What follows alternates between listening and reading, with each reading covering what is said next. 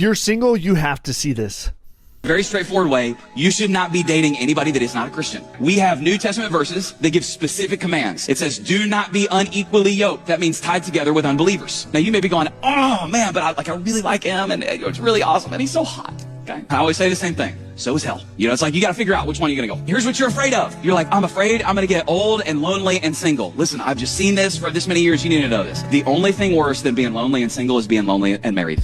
The only thing worse than being single is wishing you were. If you love Jesus and you're led by the Spirit of God and he doesn't love Jesus and he is not led by the Spirit of God, then think about this. At the deepest level of your heart and his heart, you want totally opposite things. You are moving in opposite directions. And if you marry that guy or girl, you are marrying a problem that's going to pull your family apart in the future. You're worried about being lonely and single. You're going to end up in a spot where at the deepest level of your soul, you are lonely and married. You should not be dating anybody that does not have Christ-like character. So you shouldn't be dating anybody that is not a Christian.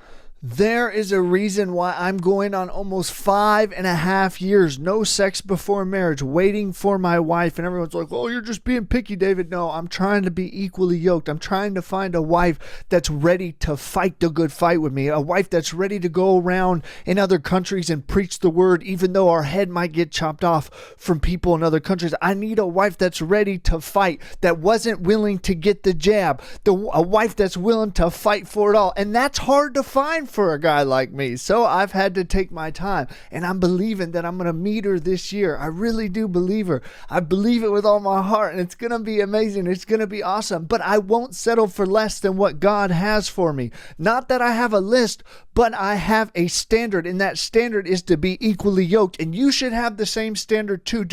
What he said was so crazy. You could be lonely and married. There's a lot of people, listen, who you marry determines what you carry, and that's just one part. Who you marry determines how your life's going to turn out, how you're either going to do really good or really bad, and you can see potential in someone, and you could always be willing to elevate them. That's okay, but the reality is you're not there to fix them. They have to be already pushing towards the Lord, surrendered. That's what I'm looking for. A woman sold out for Jesus. So, I mean, realistically, if you know anyone, let Brother Dave know. You know what I'm saying? I'm meeting her this year. I'm pumped. I love you. I believe with you right now that you'll also meet the right person this year. In Jesus' name, I join my faith with you. The right person, equally yoked. I love you. Share this with a friend.